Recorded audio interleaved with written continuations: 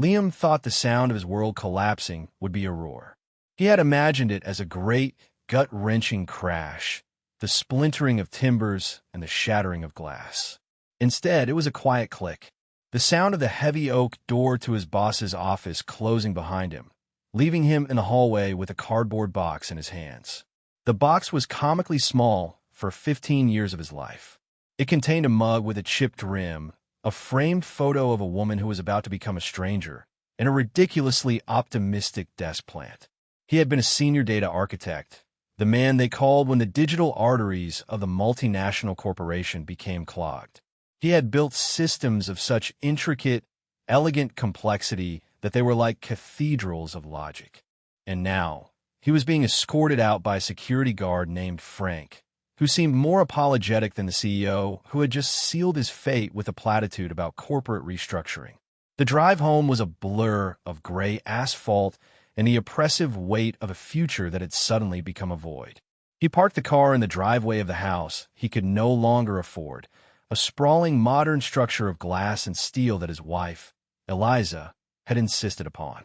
It was a monument to her tastes, and now a monument to his failure. He walked through the front door, the weight of the box seeming to increase with every step. Eliza was in the living room, a space that resembled an art gallery more than a place of comfort. She was gliding back and forth, a phone pressed to her ear, her voice a symphony of cultivated enthusiasm. No, no, darling. It has to be champagne, the real thing. View Clickwad, at least. It's our 10-year anniversary party, for heaven's sake. We can't serve people Prosecco like peasants. She saw him then, standing in the archway, holding his pathetic box. A flicker of annoyance crossed her perfect face, a momentary disruption in her party-planning bliss. She waved a dismissive hand at him, mouthing the words. 1 minute. Liam stood there, a ghost in his own home, and waited. He watched her laugh, a tinkling, practiced sound, as she confirmed the caterer, the florist, the ice sculpture. The ice sculpture. They were going to have a swan carved from a block of frozen water while his career was melting into a puddle on the floor. Finally, she ended the call with a flourish. Honestly, the incompetence.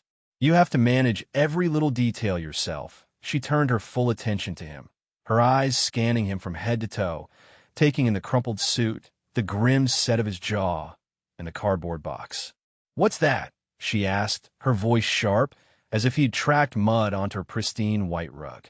The words caught in his throat. He set the box down on the polished floor, the sound echoing in the cavernous room. "Eliza," he began, his voice hoarse. "They let me go. The company, they're downsizing. I lost my job." He expected shock. He expected anger, maybe even a shred of sympathy. He had rehearsed this moment in his head, prepared for tears or a tirade. He was not prepared for the silence that stretched between them, thick and suffocating. And then it came. Not a shout, not a cry, but a laugh. It started as a low chuckle, a sound of disbelief, and then it grew, bubbling up from her chest until it was a full, throaty peal of laughter. It was a sound of pure, unadulterated derision. She brought a hand to her mouth, her perfectly manicured fingers trembling with mirth. "Oh, Liam," she gasped, wiping a tear of amusement from the corner of her eye. "Oh, that's just perfect. Of course you did. You lost your job. I'm planning the most important social event of the season, and my husband decides today is the day to become a complete and utter failure." She wasn't looking at him as a partner, as the man she had promised to stand by in sickness and in health, for richer or poorer. She was looking at him as an inconvenient, embarrassing stain on her otherwise perfect life. In that moment, watching her laugh at the wreckage of his professional life, Liam felt something inside him shift. The pain was still there, a hot, searing agony in his chest. But beneath it, a new feeling was taking root. It was a cold, hard, and terrifyingly peaceful clarity. The marriage he had fought for, the woman he had loved, or at least the idea of her he had clung to, were gone. They had died in the echo of her laughter. What Eliza didn't know, what she couldn't possibly comprehend in her world of champagne and status, was that the man standing before her was not a failure. He was a creator, For 15 years, he had built digital worlds for others. Now, he would build one for himself. His termination wasn't an ending. It was his liberation. And in 6 months, her entire world, so carefully constructed on a foundation of arrogance and his quiet competence, would be turned upside down by a single job application. Her laughter would be the last thing she remembered before the silence of her own fall. But before we dive into the delicious, methodical construction of Liam's comeback, let's take a short pause. If you're someone who believes that true worth is not defined by a job title or a bank account, and if you're ready to see arrogance meet its match, then do me a small favor. Hit that like button, let the algorithm know that stories of quiet strength matter. And I'm curious, where in the world are you watching from? Drop your city or country in the comments below. It's always amazing to see how far these stories travel. All right, have you done it? Thank you. Now, let's get back to that cold, silent house, where a queen was laughing on a throne she didn't realize was already beginning to crumble. The sound of her laughter eventually subsided, replaced by a heavy, judgmental silence. Eliza looked at him, her expression no longer amused, but filled with a cold, hard appraisal. It was the look one might give a faulty appliance. "So what now?" she asked, her arms crossed. "What's your plan? Or is sitting on the couch feeling sorry for yourself the full extent of your ambition now?" Liam didn't answer. He simply picked up his box, the contents feeling more symbolic than ever. The mug, a vessel meant to be filled, now empty. The photo, a frozen moment of a happiness that was now clearly a fantasy. And the plant, a living thing that had somehow survived under the fluorescent lights of his office, a small, stubborn testament to endurance. He walked past her, not saying a word, and went to his study. He closed the door, another quiet click, but this one felt different. It felt like a beginning. The laughter, her cruel, dismissive laughter, was a catalyst. It was the fire he needed to forge the rest of his life. The week that followed was a masterclass in passive aggression and overt contempt. Eliza treated Liam like a ghost, a phantom presence in her perfect home. She spoke to him only when necessary, her words clipped and cold. She made loud, pointed phone calls to her mother, Carol, and her friends, complaining about her unfortunate situation and the burden she was now forced to carry. Liam heard it all. He absorbed every word, every sigh of exasperation, every thinly veiled insult. He did not react. He was a stone in a river, letting the current of her disdain flow around him. He was patient. He was observing. He was planning. The true performance, however, was saved for Sunday dinner. It was a weekly ritual, a command performance at the estate of Eliza's parents, Richard and Carol. Their home was old money personified, dark wood, oil paintings of stern-faced ancestors, and a suffocating air of entitlement. Richard, a man who had inherited his fortune and spent his life mistaking it for accomplishment, had always viewed Liam with suspicion. He saw him as a clever but ultimately common man who had married above his station. They sat around a dining table that could have hosted the Last Supper, with room for a few apostles to spare. The crystal glasses gleamed, the silverware was heavy and ornate, and the tension was thick enough to cut with a sterling silver knife. For the first 2 courses, the conversation was a carefully curated minefield. Richard spoke of his latest acquisition, a small manufacturing firm he'd bought for a pittance. Carol detailed the guest list for the upcoming charity gala. Eliza chimed in with anecdotes about her friends' European holidays. Liam remained silent, a spectator at his own execution. It was Richard who finally lit the fuse. He dabbed his lips with a linen napkin, fixed Liam with a look of profound pity, and said, "So Eliza tells me you found yourself at a crossroads, Liam. A spot of bad luck." Liam met his gaze. "You could call it that." "Indeed," Richard continued, warming to his theme. He leaned back in his chair, steepling his fingers. "It happens. Not to men like me, of course, but it happens. The corporate world is a jungle. The weak get culled. It's the natural order of things." Carol, a woman whose face was a testament to the miracles of modern cosmetic surgery and the absence of genuine emotion, chimed in. "Well, I do hope you have a plan, Liam. For Eliza's sake. A woman of her standing shouldn't have to worry about. Well, you know. Finances, she said the word finances as if it were a communicable disease. Eliza, who had been watching this exchange with a small, cruel smile, decided it was her turn. Oh, Mother, don't worry. Liam is exploring his options. He's thinking of taking up a new hobby. It's called updating his LinkedIn profile, she laughed, and her parents joined in, a chorus of condescending chuckles. Liam felt a familiar heat rise in his chest, but he pushed it down. He would not give them the satisfaction of a reaction. He would not defend himself. They had already passed judgment. Instead, he let their words wash over him, each one a brick in the wall he was building inside himself. He calmly took a sip of water, his hand steady. He was cataloging every word, every sneer, every patronizing glance. This was his list of grievances, and it was becoming a powerful fuel. Actually, Richard said, his tone shifting to one of magnanimous condescension, I may have something for you. One of my divisions needs a junior logistics coordinator. It's mostly paperwork, data entry. Not exactly what you're used to, I imagine, but it's a steady paycheck. It would keep you busy, give you a sense of purpose. I'd be happy to make a call. The offer hung in the air, a glittering, poisonous bauble. It was an act of charity designed to be an instrument of humiliation. He was being offered a job a fresh graduate would turn down, a position designed to remind him of his new, diminished place in their world. Eliza looked at him, her eyes wide with mock hopefulness. Oh, Liam, you should take it. Daddy is being so generous.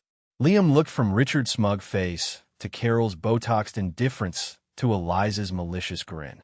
He saw them not as family, but as a pack, circling, enjoying the scent of his perceived weakness.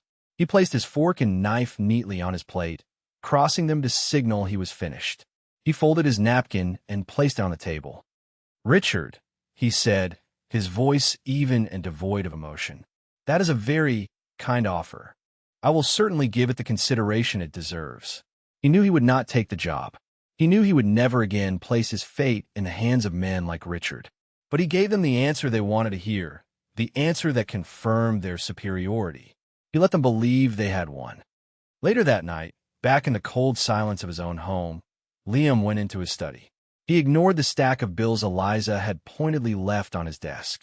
He ignored the faint sound of the television from the living room, where she was escaping into a world of manufactured reality.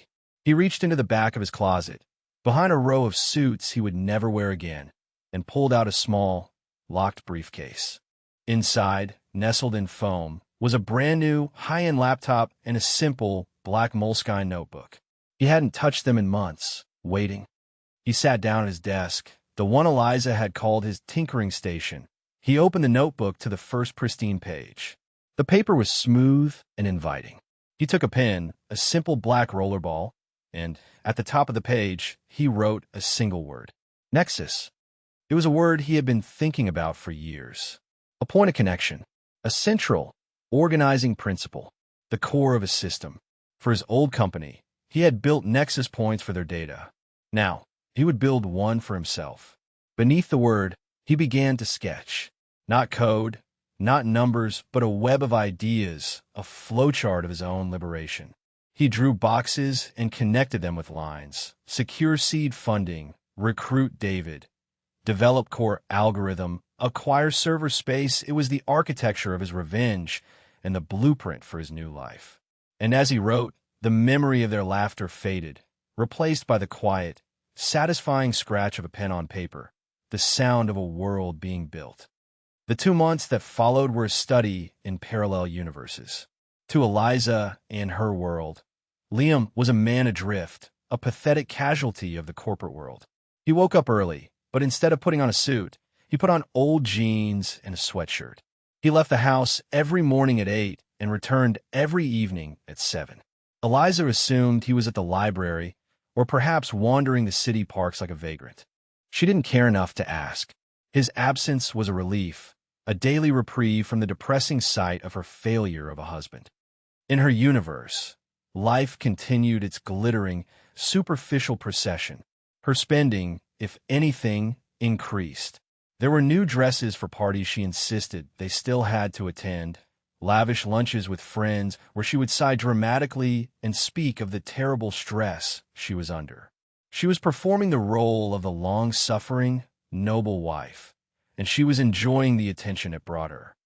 "I just don't know how much more I can take," she'd say over a $50 salad, her voice a carefully modulated whisper. He just sits in that study of his, tinkering. He calls it working on a project. It's heartbreaking, really. A grown man playing with his computer all day. Her friends would nod sympathetically, patting her hand. They didn't see the credit card bills that arrived like clockwork, paid from a joint account that Liam had built over 15 years of diligent work and smart investing. An account that was, unbeknownst to Eliza, dwindling at an alarming rate. She was living in the penthouse of a building whose foundations were crumbling, and she was too busy admiring the view to notice. Liam's universe, however, was anything but heartbreaking. His daily destination was not the library, but a small, anonymous co-working space he'd rented on the other side of the city. It was a single desk in a noisy, chaotic open-plan office, surrounded by hopeful entrepreneurs and freelance creatives fueled by cheap coffee and ambition. It was the antithesis of his former life, and he had never felt more at home. His project, Nexus, was taking shape with astonishing speed. The idea had been percolating in his mind for years, a revolutionary new way to structure and analyze complex data streams, born from the frustrations of working with the clumsy, outdated systems at his old firm. It was an idea he had once pitched to his superiors, only to be told it was too ambitious and unnecessary now. That unnecessary idea was becoming a reality on his new laptop screen, lines of elegant code flowing from his fingertips. But he couldn't do it alone. A week into his new routine, he made a call. David Chun was a genius, a coding prodigy Liam had mentored years ago. While Liam was the architect, the grand designer, David was the master builder, a man who could turn abstract concepts into flawless, functional reality. They had lost touch after David left the company, disgusted by the bureaucracy. They met in a greasy spoon diner, the kind of place Eliza wouldn't be caught dead in. David slid into the booth, his eyes sharp and intelligent behind thick-rimmed glasses. He looked at Liam, taking in the tired lines around his eyes. "Heard what happened," David said, skipping the pleasantries. "They're fools. You know that, right? That entire network is a house of cards you built. Without you, it's going to collapse." Liam managed a small smile. "That's what I'm counting on. But I didn't call you to talk about the past. I called to talk about the future. Ours." For the next hour, Liam laid it all out. He didn't use a PowerPoint or a projector. He used a handful of sugar packets and a salt shaker on the Formica tabletop, sketching out the architecture of Nexus. He spoke with a passion and clarity that had been dormant for years, his voice alive with the thrill of creation. David listened, his expression unreadable. He asked sharp, incisive questions, poking and prodding at the concept, looking for weaknesses. Liam answered every one, his logic unassailable. When Liam finished, he leaned back, exhausted but exhilarated. David stared at the sugar packet diagram for a long moment. Then he looked up at Liam, a slow grin spreading across his face. "You magnificent bastard," he said, shaking his head in admiration. "You're not just building a new platform. You're building a weapon. You're going to make every other data analytics company on the planet obsolete." He pushed the salt shaker, which represented the core Nexus algorithm, to the center of the table. "So, when do we start?" "We've already started," Liam said. "The question is, are you in?" David's grin widened. "They fired you, Liam. They fired the man who held the digital keys to the kingdom. Their loss is our gain. Of course I'm in, but on one condition." "What's that?" "The day we go public, I get to be the one to send a framed copy of our stock certificate to our old boss. Anonymously, of course." Liam laughed, a genuine, unburdened laugh. It felt like a foreign sound. "It's a deal." That night, Liam went home to a cold dinner left on the stove and a note on the counter. "A charity meeting. Don't wait up." He felt a pang of something, guilt perhaps, for the secret life he was leading. He was building a future she wasn't a part of, a future she had, by her own actions, excluded herself from. But then he remembered her laughter. He remembered the pity in her father's eyes. And the guilt vanished, replaced by a steely resolve. He would build his new world in silence, brick by digital brick. He owed her the truth, but she would have to earn the right to hear it. And right now, she was too busy living in a fantasy to notice the reality being constructed right under her nose.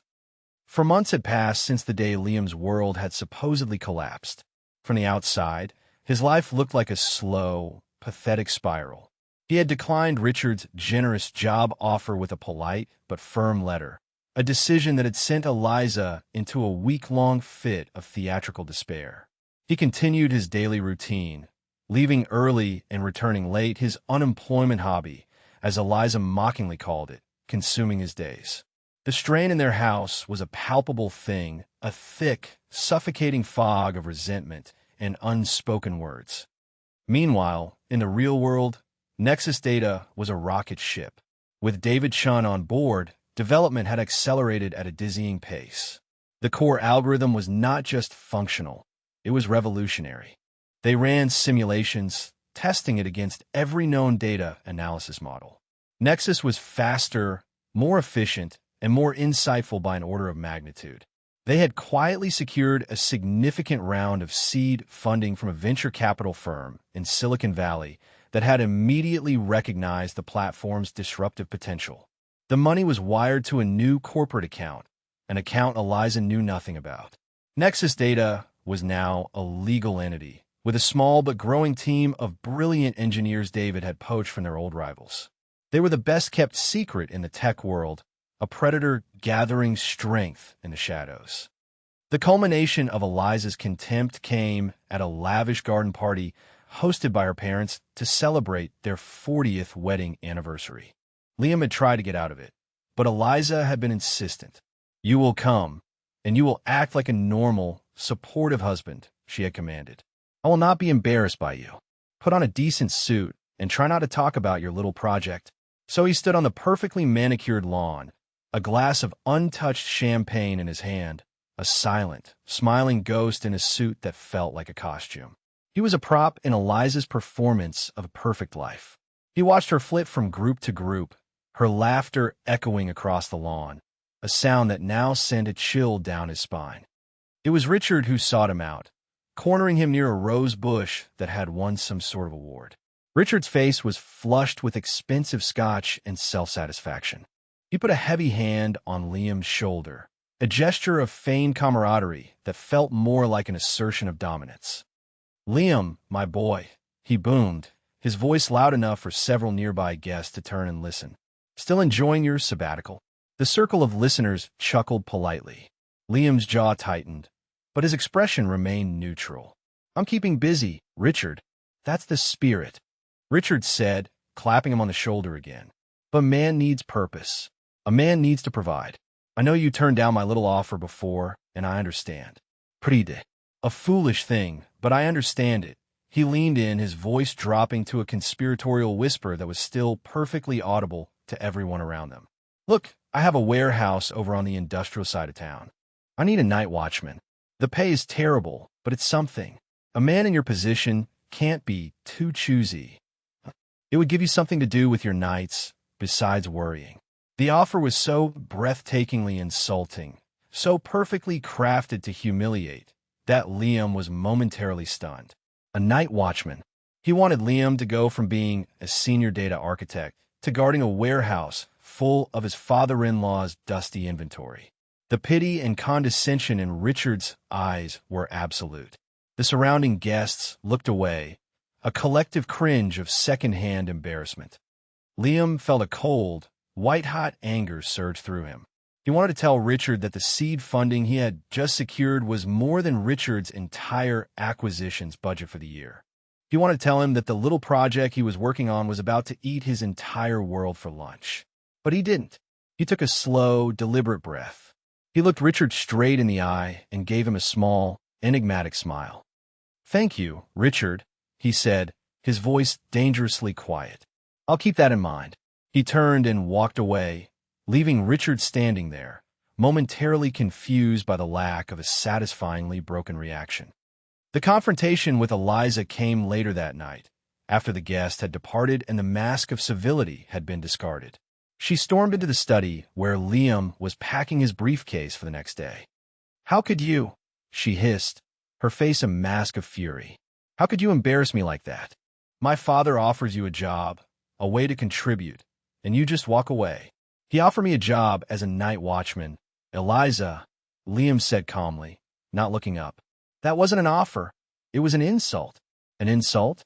You are in no position to be insulted," she shrieked, her voice rising. "You are an unemployed man living in my house, off my family's generosity. You have no job, no prospects, no ambition. I can't live like this anymore, Liam. I can't be married to a failure." She stood there, breathing heavily, her hands clenched into fists. "So here's how it's going to be. You have 1 month. 1 month to get a real job. Something respectable. Something I can tell my friends about without dying of shame. If you don't, then we are done. I want a divorce."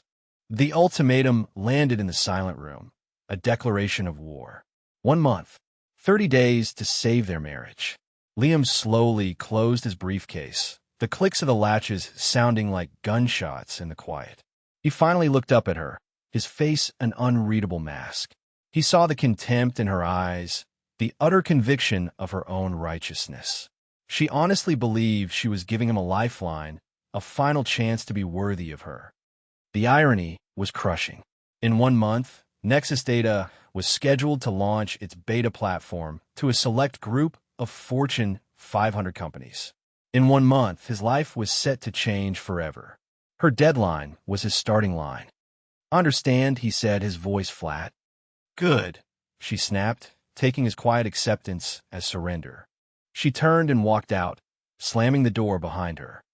Liam stood alone in the silence. He looked at the closed door, and for the first time in a long time, he felt a sliver of pity for her. She had just drawn a line in the sand, completely unaware that the tide was about to come in and wash her whole world away. The 6 months that had passed since Liam's termination were a blur of furious, silent work for him, and a slow, creeping dread for Eliza. The world she had so carefully constructed was beginning to show cracks. The first sign of trouble was subtle. Her company, a high-end marketing firm that catered to luxury brands, lost a major client. Then another. Rumors of a corporate restructuring began to circulate, the same euphemism that had been used to discard her husband. The whispers in the hallways grew louder, more anxious. Eliza, for the first time in her life, felt a prickle of fear. Her position, which she had always considered unassailable, suddenly felt precarious. Her confidence, built on a lifetime of privilege and easy success, began to erode.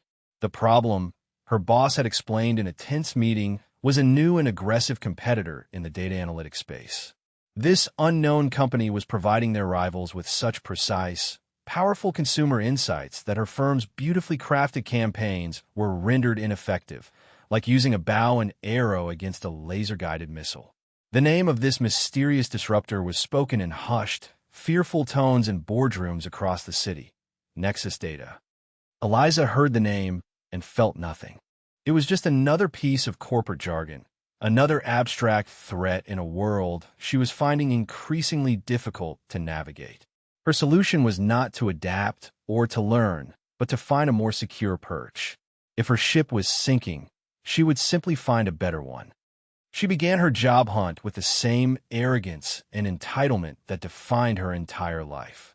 She was Eliza Montgomery, after all, daughter of Richard Montgomery. Her resume was impeccable, her references glowing. She complained bitterly to her mother over the phone as she scrolled through job listings on her sleek laptop.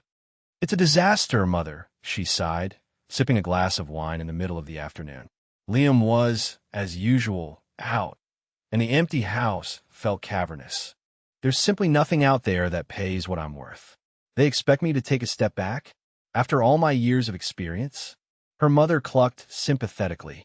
"It's this new economy, darling. It has no respect for pedigree." Frustrated, Eliza widened her search parameters, looking for something new, something exciting, something that would not only secure her lifestyle but elevate it. Something that would show everyone, especially the pathetic, silent man who still shared her house, what a real success looked like. And then she saw it. The listing seemed to glow on the screen, a beacon of hope in a sea of mediocrity. It was for a position, Director of Client Relations. The company was a startup, but the description was electrifying.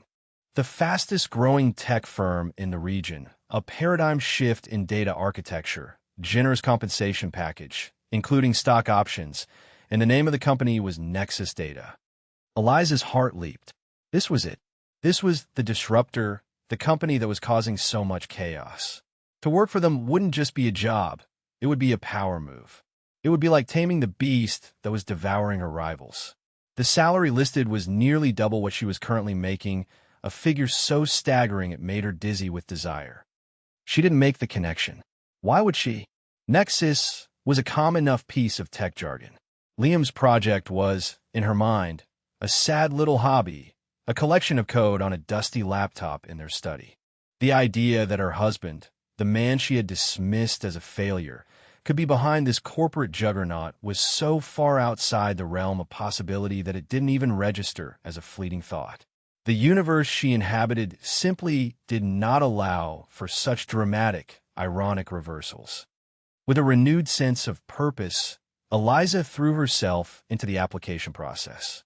This was a world she understood. She spent 2 full days polishing her resume, tailoring every word to match the job description. She crafted a cover letter that was a masterpiece of confident, persuasive prose, highlighting her experience managing high-value clients and her innate understanding of the luxury market. She called in favors, securing glowing letters of recommendation from powerful people in her network, including a particularly effusive one from her own father.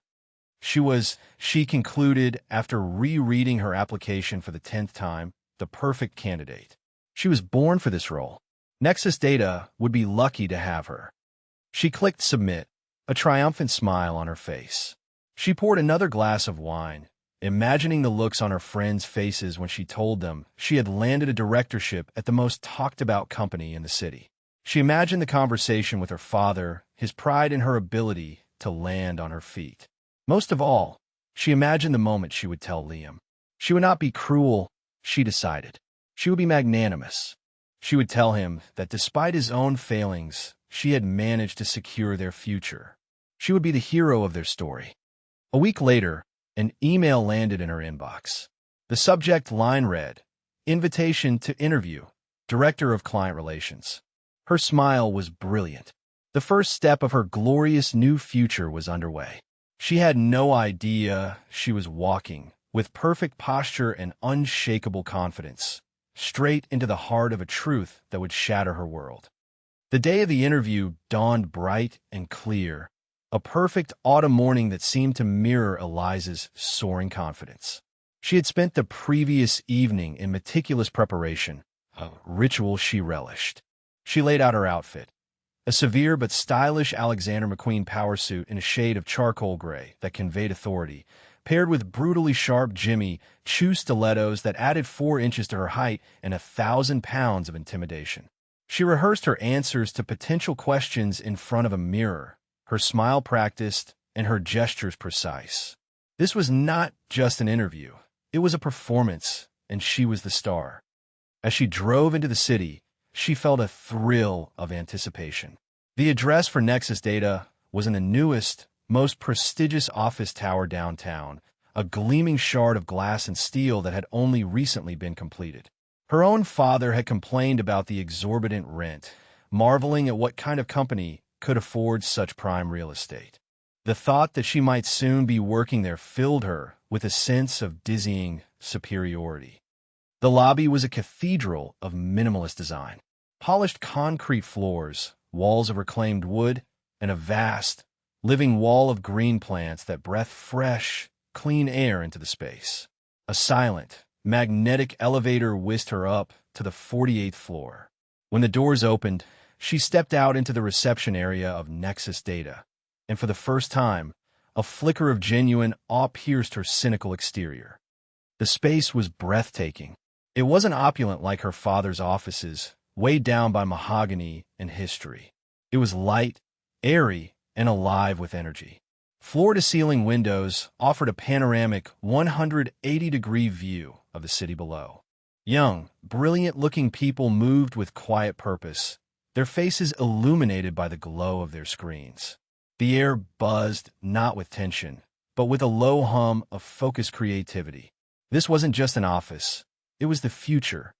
A friendly young woman at a simple, elegant reception desk greeted her with a warm smile. "Eliza Montgomery." "Yes, that's me," Eliza said, her own practiced smile clicking into place. "We're so glad you could make it. The team was incredibly impressed with your resume. If you'll just have a seat, Ms. Albright, our head of HR, will be right with you." Eliza sat on a low-slung leather sofa that probably cost more than her car, feeling her confidence swell. They were impressed with her. Of course they were. A few moments later, a sharp, professionally dressed woman in her 40s approached. "Ms. Montgomery, I am Sarah Albright. It's a pleasure to meet you." They shook hands. "The pleasure is all mine," Eliza said smoothly. "You have a remarkable office." "We like it," Sarah said with a smile. "It's a reflection of our philosophy: transparency, clarity, and a clear view of the landscape." She led Eliza through a set of glass doors into the main workspace. "Your first two interviews are with the heads of marketing and engineering. If that goes well, the final interview will be with our CEO." "The CEO?" Eliza asked, surprised. "He interviews for this position himself." Sarah nodded. "Always. He believes that the relationship with our clients is the foundation of our success. He's very hands-on with that part of the business. He personally signs off on every key hire." This, to Eliza, was the ultimate validation. To be personally selected by the visionary founder of this incredible company. It was more than she could have hoped for. The first two interviews were a blur of confident answers and charming anecdotes. She knew she was nailing it. The marketing head was impressed by her network, the engineering head by her newly researched grasp of technical concepts. Finally, Sarah Albright returned, her expression glowing. "They loved you, just as I knew they would. Are you ready for the final step?" "Absolutely," Eliza said, her heart pounding. Sarah led her down a long, quiet hallway, past glass-walled offices where intense, focused work was being done. At the very end of the hall was a pair of large, imposing oak doors. They were the only opaque doors she had seen in the entire office. Sarah knocked softly. A calm, familiar voice from within said, "Come in." Eliza's brow furrowed for a fraction of a second. The voice, it was nothing, just a coincidence. Sarah opened the door and gestured for Eliza to enter. "Eliza, this is our founder and CEO," she said, her voice filled with reverence. Eliza stepped into the room, her brilliant, winning smile plastered on her face, her hand already extended for a handshake. The office was magnificent, a corner suite with 2 walls of glass offering a godlike view of the city. A massive, minimalist desk of dark wood and steel stood in the center of the room, and behind it, a man was standing, his back to the door, looking out at the view. He was wearing a perfectly tailored navy blue suit that accentuated his broad shoulders. He looked powerful. He looked successful. He looked like everything she had ever wanted. "It's an honor to meet you, sir," Eliza began, her voice dripping with practiced deference. The man turned, slowly, deliberately, and Eliza's world stopped. The smile on her face froze, then shattered like brittle glass. Her hand, extended for a handshake, fell limply to her side. The blood drained from her face, leaving her ashen beneath her expensive foundation. The confident, articulate woman who had just charmed her way through 2 high-stakes interviews was gone, replaced by a gaping, silent statue of disbelief. Because the man behind the desk, the visionary founder, the hands-on CEO of the fastest-growing tech company in the city, was her husband. It was Liam, but it wasn't the Liam she knew, not the quiet, defeated man in the crumpled suit or the ghost in old jeans who haunted their house. This Liam stood taller. The tired lines around his eyes were gone, replaced by a look of calm, unwavering focus. He was not wearing his old, worn-out sweaters. He was wearing power like a second skin. He looked at her, his eyes unreadable. Then his gaze flickered down to the resume that Sarah Albright was still holding. He gave a small, almost imperceptible nod. "Liam," Eliza whispered, the sound a dry, pathetic rasp. It was the only word she could manage. Her mind was a screaming void, unable to process the impossible reality in front of her. Liam's expression didn't change. His voice, when he spoke, was the same calm, measured tone he had used for the past 6 months. But now, in this context, it was the most devastating sound she had ever heard. "Eliza," he said, his voice echoing in the sudden, deafening silence of the room. "What a surprise." "Thank you, Sarah. That will be all for now." He gestured to the chair in front of his desk. "Please have a seat." The quiet click of the oak door closing as Sarah Albright discreetly excused herself was the loudest sound Eliza had ever heard. It sealed her in, trapping her in a nightmare she couldn't have imagined. She stood frozen in the middle of the vast office, her mind refusing to connect the man in the rumpled sweatshirt she'd scorned this morning with the titan of industry standing before her. What is this?" she stammered, her voice trembling. "Is this a joke?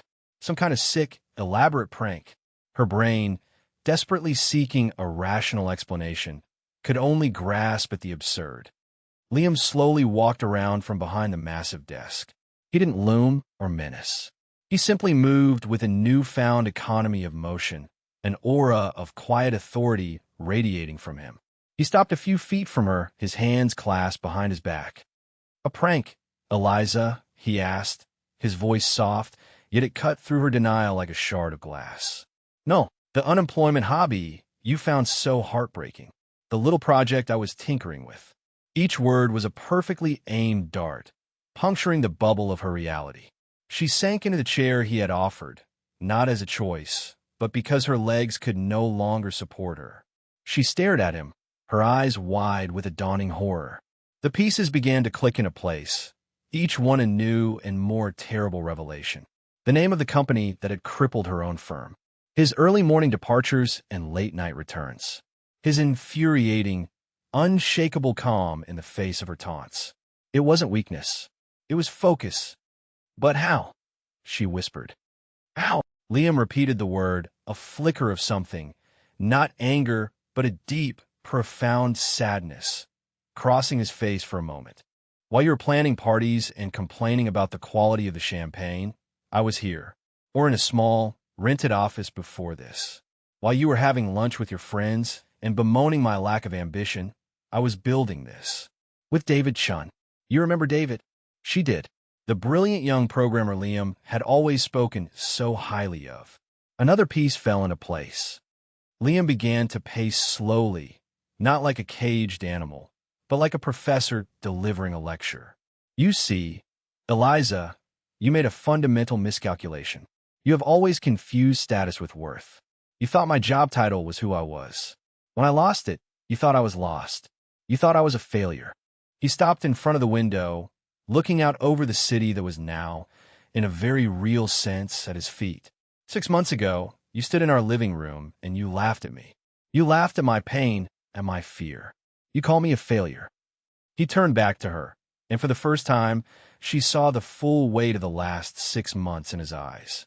"A few weeks after that, your father, in his infinite generosity, offered me a pity job as a data entry clerk. He told me the weak get called. He was right about that, I suppose. He was just wrong about who was weak." He walked over to his desk and picked up her resume, the one she had so painstakingly crafted. He held it by the corner, as if it were a contaminated object. "And then, 2 months ago, you gave me an ultimatum. 1 month to get a respectable job, or our marriage was over. You said you couldn't be married to a failure." He looked from the resume in his hand back to her shattered face. He leaned forward, placing the resume on the desk in front of her. His voice dropped to a near whisper, a quiet balm that obliterated the last remnants of her composure. "Tell me, Eliza," he said, his voice a perfect mirror of her own past condescension. "Looking at this office, at this company, reading this job description and the salary you were so eager to get, Do I still look like a failure to you? The moral mirror he held up was flawless, and the reflection it showed her was monstrous. It showed her every sneer, every insult, every moment of casual cruelty, now recontextualized not as the justifiable scorn of superior being, but as the blind, foolish arrogance of someone who had completely, utterly misjudged the man she was married to. The dam of her composure broke. Tears, hot and shameful, streamed down her face, ruining her expensive makeup. The arrogant facade crumbled, replaced by raw, desperate panic. Liam, I didn't know, she sobbed, the words tumbling out in a desperate rush. If I had known, my God, Liam, if you had just told me, we can fix this. This is wonderful. I'm so proud of you. We're rich. Her words, her desperate attempt to reframe this as a shared victory, were perhaps the most damning indictment of all. Even now, her first thought was of the money, the status.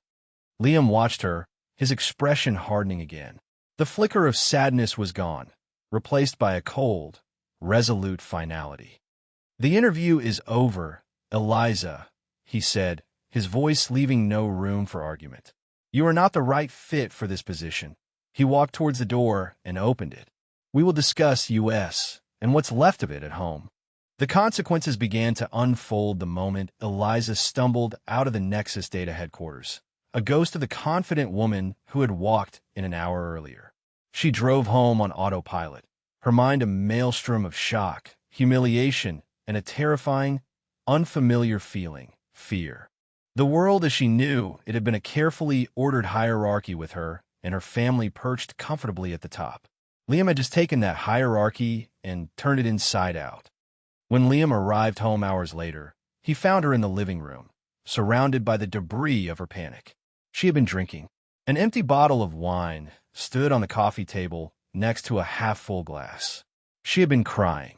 Her face was puffy and stained with mascara. She leaped up as he entered. The desperation had curdled into a new, frantic strategy, seduction and supplication. Liam, darling, she cried, rushing towards him, her movements unsteady. Let's celebrate. I've opened a good wine. I was just so shocked. I didn't know what to say. But this is incredible. We're a team. I can help you. I can be the face of the company. We can do this together.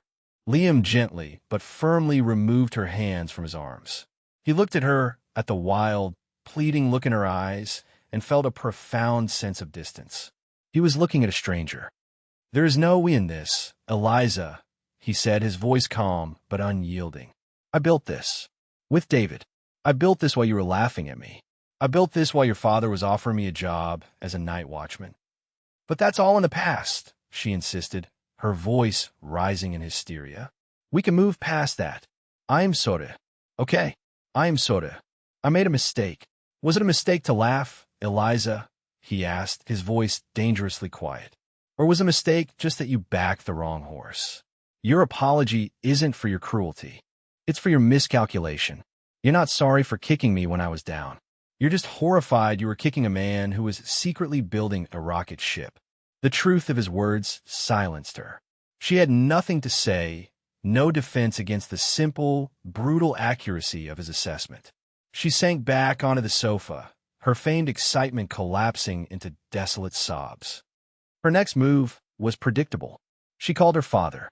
Her hysteria, relayed over the phone, painted a picture of a cunning, deceitful Liam who had tricked them all, who had plotted this in secret to humiliate them.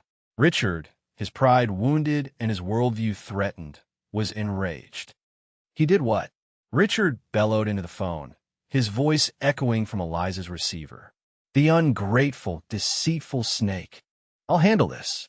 I'll go down there tomorrow and have a word with Mr. Big Shot. He's forgotten who he's dealing with. The next morning, Richard Montgomery, radiating righteous fury, stormed into the Nexus Data lobby. He didn't ask for an appointment. He demanded to see Liam, his voice accustomed to instant obedience. Sarah Albright, ever the professional, calmly informed him that Mr. Hamilton was in a meeting, but she would let him know Richard was here. Richard was forced to wait. For 10 minutes, he fumed in the lobby, his anger growing with every passing second. Finally, Sarah returned and escorted him up to the 48th floor. He strode into Liam's office without knocking, his face purple with rage. "What is the meaning of this?" he roared, slamming his leather briefcase down on the corner of Liam's desk. "This elaborate, pathetic game to humiliate my daughter? To humiliate me?" Liam didn't flinch. He was sitting behind his desk, looking at a series of documents. He slowly looked up, his expression one of mild curiosity, as if a vaguely interesting insect had just flown into his office. "Richard," he said calmly, "to what do I owe the pleasure? Don't you take that tone with me, you little upstart." Richard spat. "You think you're clever, don't you? Building your little computer company in secret. Well, this ends now. I don't know what kind of leverage you think you have, but you will apologize to my daughter, and you will show my family the respect it deserves." Liam leaned back in his chair, a small, knowing smile playing on his lips. "Leverage," he mused, as if tasting the word. "That's an interesting choice of words." He picked up a document from his desk. "Speaking of leverage, I was just reviewing the final papers for our latest acquisition. A marketing firm called Prestige Premier. I believe that's where Eliza works." "Or worked." Richard's eyes widened. "You bought Prestige." "We did," Liam said conversationally. They were hemorrhaging clients, mostly because their data analytics were, to put it mildly, archaic. We felt we could bring them into the 21st century. Of course, a major restructuring will be necessary. Richard stared at him, speechless. The first crack in his armor of fury appeared. "And that's not all," Liam continued, picking up another file. "This is a client profile. A holding company called Montgomery Investments, that's you, isn't it? According to this, a significant portion of your portfolio is tied up in a logistics company, Global Freight Solutions, a fine company. Old-fashioned, but solid." He paused, letting the silence stretch. "The thing is, Richard, Global Freight's entire system, from their shipping manifest to their predictive routing, runs on a platform that was just last week fully integrated with Nexus Data's core architecture. In fact, their board just signed a 7-year exclusive contract with us." He leaned forward, his voice dropping but losing none of its intensity. "What that means, Richard, in terms you can understand, is that a not insignificant portion of your personal wealth now depends on the continued success and goodwill of my little computer company, so you can stand here in my office and yell at me. You can demand apologies and respect. Or you can sit down, have a coffee, and we can discuss the future. Your future. The choice is yours." Richard Montgomery stood frozen, his face a kaleidoscope of emotions. Rage, disbelief, and finally, a dawning, horrifying understanding. The world had not just been turned upside down. It had been remade, and he was no longer one of its architects. He had come here to put his upstart son-in-law in his place. Instead, he had walked into a boardroom and discovered he was no longer on the board. He slowly, mechanically, sank into the chair opposite Liam. His war was over before he had even fired shot. The confrontation with Richard marked a turning point. The rage and bluster were gone, replaced by a sullen, terrified silence from Eliza's family. The power dynamic had not just shifted, it had been annihilated and rebuilt from scratch, with Liam at the undisputed center. He was no longer the disappointing son-in-law. He was the man who held their financial futures in his hands. But this victory brought Liam no joy. It was a hollow, desolate triumph. He hadn't sought to control them. He had only sought to be free of their control and their judgment. That evening, he and Eliza sat in the cavernous living room of the house that now felt like a mausoleum to their dead marriage. The air was thick with unspoken words and the wreckage of the last 24 hours. Eliza had been crying for most of the day, but her tears had now run dry, leaving her looking small, exhausted, and utterly defeated. Liam spoke first, his voice quiet, devoid of anger or triumph. "I'm moving out tomorrow." Her head snapped up, her eyes wide with a fresh wave of panic. "No, Liam, please, don't leave. We can work through this. I can change. I will change." Liam looked at her, and for the first time, he tried to see past the caricature of the arrogant wife she had become. He tried to see the woman he had once fallen in love with, the vibrant, ambitious girl who had captivated him in college. Where had she gone? When had she been replaced by this creature of status and surface? The problem, Eliza, he said slowly, choosing his words with care, was never about the job. It was never about the money. I would have been just as happy building this company from our garage and living in a small apartment, as long as I had a partner who believed in me. He paused, letting the weight of his words sink in. When I came home that day, defeated and scared, you had a choice. You could have been a wife. You could have put your arms around me and said, "We'll figure this out together. That's what a partner does." But you didn't. You chose to be an audience. You laughed. You treated my pain as an inconvenience, a social embarrassment. Tears welled in her eyes again. But this time, they were different. They were not tears of panic or self-pity, but the first, bitter tears of genuine shame. I don't know if our marriage can be saved, Liam continued, his voice laced with a deep, weary sadness. Because I don't know the woman sitting in front of me anymore. And I don't think you do, either. You've spent so long playing a role, the perfect daughter, the perfect wife, the perfect socialite, that you've lost yourself. Your identity is a collection of brand names, job titles, and your father's approval. He stood up and walked to the vast window overlooking the manicured garden. So this is the choice you have. It's not about winning me back. It's about finding you. You need to figure out who Eliza Montgomery is when she's not Richard's daughter, or a director at a fancy firm, or the wife of a successful man. What do you believe in? What do you care about other than appearances? He turned back to her. I'm not going to punish you. I'm not your father. The house is paid for. I will give you a generous allowance, enough for you to live comfortably, but not extravagantly. Enough for you to have the space and time to figure it out. But I won't be your crutch. I won't be the source of your new status. This journey is one you have to take alone. He was not delivering an ultimatum, but a diagnosis. He wasn't ending their marriage with a decree of divorce, but rather, he was putting it into a medically induced coma to see if the patient could heal herself. He was giving her the one thing no one in her life ever had, a chance to build her own worth from the ground up. Take a class, he suggested, his voice softening slightly.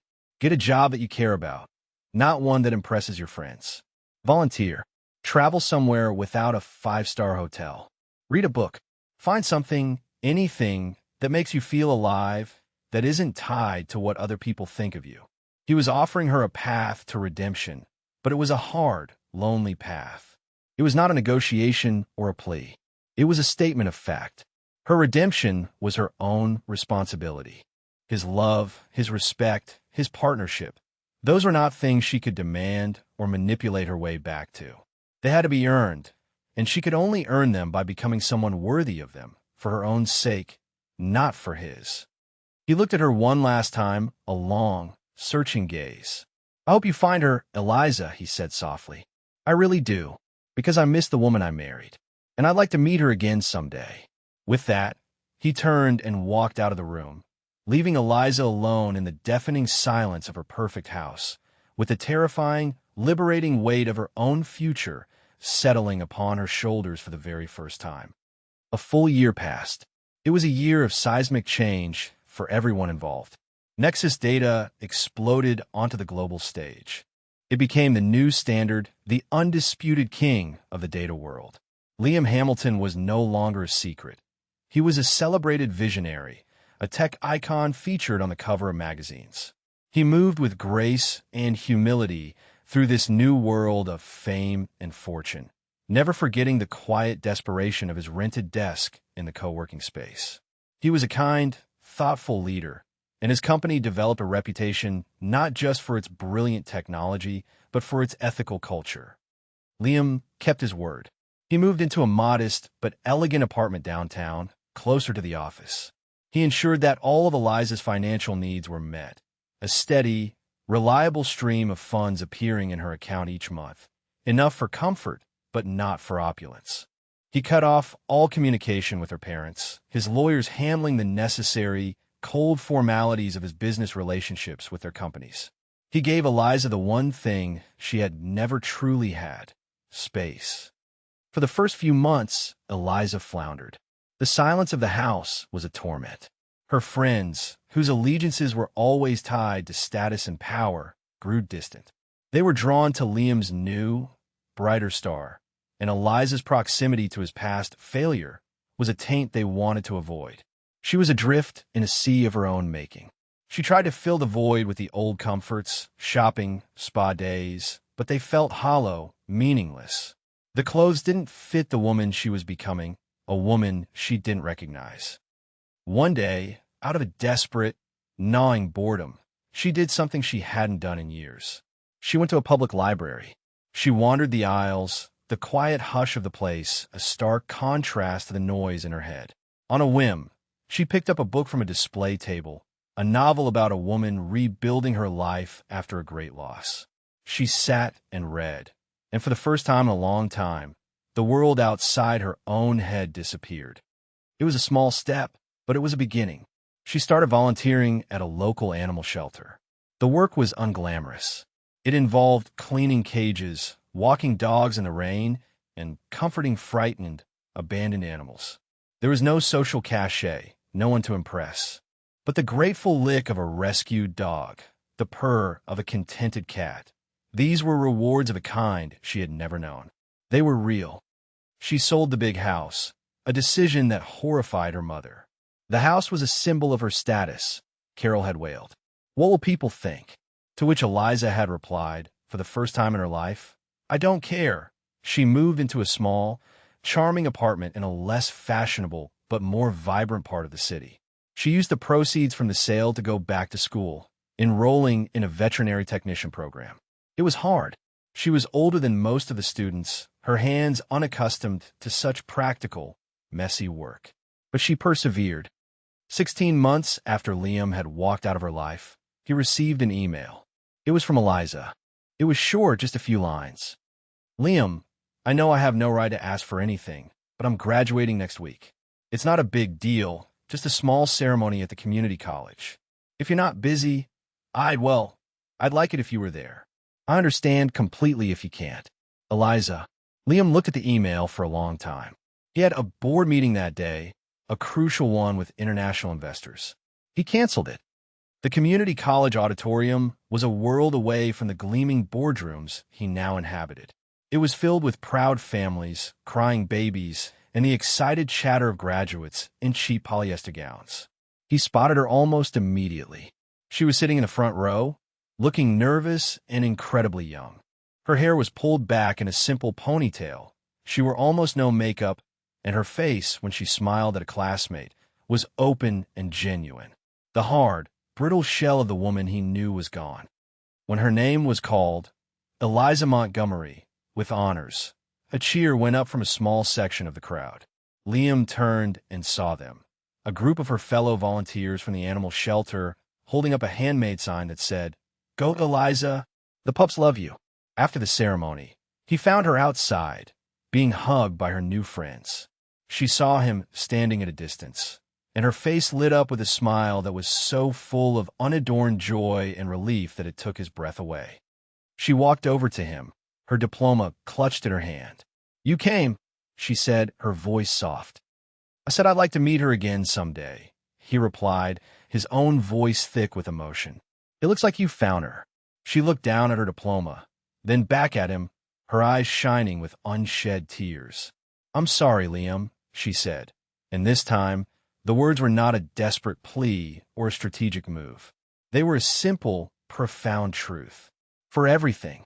For who I was. He reached out and, for the first time in over a year, took her hand. It felt different, stronger, callous from work, not softened by lotion. I know, he said. They stood there for a moment in the afternoon sun, the sounds of celebration swirling around them. The future was unwritten. He didn't know if they could ever rebuild what they had lost, if a marriage could be resurrected from such complete devastation. But he knew, with absolute certainty, that the woman standing before him was someone he wanted to know. The journey had been long and painful, but she had walked it. She had done the work. She had not just changed her circumstances, she had changed her character. And so, Liam's journey of vindication came to a quiet, unexpected end, not with a final victory, but with the hope of a new beginning. Eliza's journey, the far more difficult one of redemption, had just truly begun. True wealth, he realized, wasn't the view from his corner office, but the quiet integrity of a soul rebuilt. True strength wasn't in crushing your enemies, but in having the grace to recognize the humanity in them when they finally found their own. What do you think? Does Eliza, after everything she did, deserve this second chance? Is true change and redemption like this possible? Let me know your thoughts in the comments below. And if this story of justice, consequence, and the difficult path to redemption resonated with you, please give it a like and subscribe for more stories that explore the complexities of the human heart. Thank you for walking this path with us.